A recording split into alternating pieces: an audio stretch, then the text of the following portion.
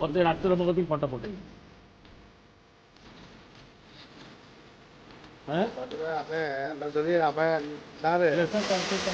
ଚୂଡ଼ାର କେତେ ଟଙ୍କା ଯାଉଛି?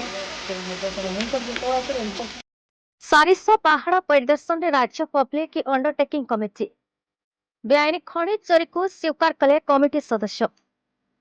राज्य पब्लिक अंडरटेकिंग कमिटी अध्यक्ष तथा सिमुला विधायक पद्मलोचन पंडा नेतृत्व में कमिटी सदस्य माने बालेश्वर जिला खैरा तहसिल अधीन सारिसा पहाड़ में चली खनि परिदर्शन करछन्ति। तेबे परिदर्शन शेष कमिटी सदस्यों बेआईन खनि कारबार संपर्क में स्वीकार करने प्रशासन कोटी कोटी राजस्व लुट को पदारे पकाई।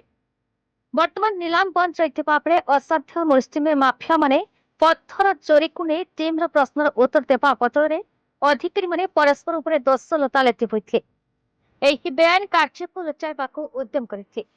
परिदर्शन समय जिलापाल सूर्यवंशी मयूर विकास एसपी राजप्रसाद खनि विभाग अतिरिक्त निर्देशक संतोष कुमार दलाई सचिव विद्याधर माझी और राकेन्द्र पटला समेत बहु ब्लॉक जिला और राज्य अधिकारी माने उपस्थित थे।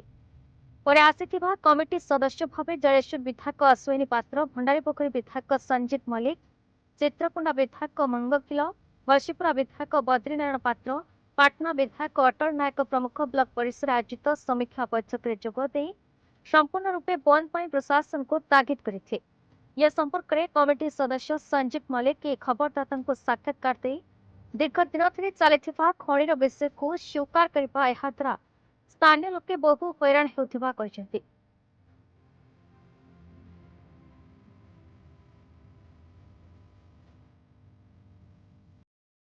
छायाकांत महंती रिपोर्ट बीई न्यूज परिसर।